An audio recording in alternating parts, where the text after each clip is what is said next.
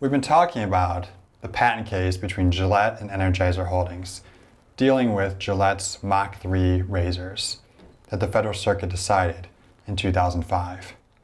Now that we've talked about the patent system, the parts of a patent, how we determine one's patent rights, let's talk about how long does a patentee have these important rights that allows it to protect its marketplace, the way Gillette was seeking to protect its marketplace against the Quattro razor. For patents that were filed after June 8th of 1995, one's patent term lasts for 20 years from the filing date of the first non-provisional application.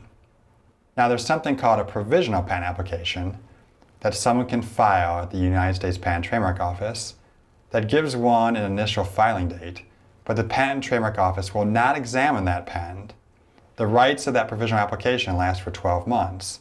And if the patentee files a non-provisional or utility application, as we often call them, within 12 months of that provisional patent application, they can obtain the rights of that initial filing date.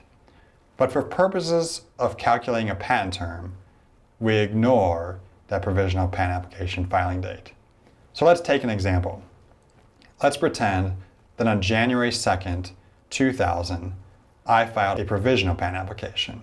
It gives me an initial filing date and it allows me to go out and talk about my patent and not harm my patent rights, as we'll talk about in another video. Within 12 months of that provisional, on January 1st, 2001, I file a non-provisional application. Then years later, let's say on July 4th, 2005, the Patent Office finally issues a patent on my technology. Those patent rights, as defined by the claims of my patent, will last from 20 years from the date of the filing of my non-provisional application, which was January 1st, 2001. Therefore, generally speaking, they'll expire on January 1st, 2021. Now, on June 7th, 1995, the law changed, and they started calculating the patent term as 20 years from the date of filing of the first non-provisional application. Prior to that, the patent term was 17 years from the date the patent issued. But what happened was that some patentees were abusing that calculation. They were purposefully delaying the issuance of the patent. They could file a patent application and then do things during the application process to prolong that application. Then, later on, allowing the patent to issue once others were actually competing in that marketplace and using the patented technology.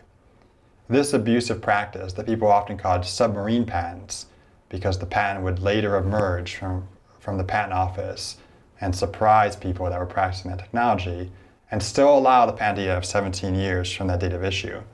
That abusive practice led to Congress revising the patent term, going to 20 years from the date of filing. So the length of time that one takes to get a patent during the patent application process actually is eating into one's patent term. Now, there are some complexities to this. For patents that have been filed after June 7th, 1978, but before June 8th, 1995, the patentee has the choice of the longer of the two patent term calculations. So they get the longer of 17 years from the date of issue or 20 years from the date of filing. That's becoming less relevant as time passes on. There are also some things that will adjust the patent term, things like terminal disclaimers or patent term adjustments. If the precise date when a patent expires really matters, it's important to consult a patent attorney. But generally speaking, for patents that have been filed in recent years, a patentee is going to have their important patent rights as defined by the claims for 20 years from the date they filed their non-provisional application.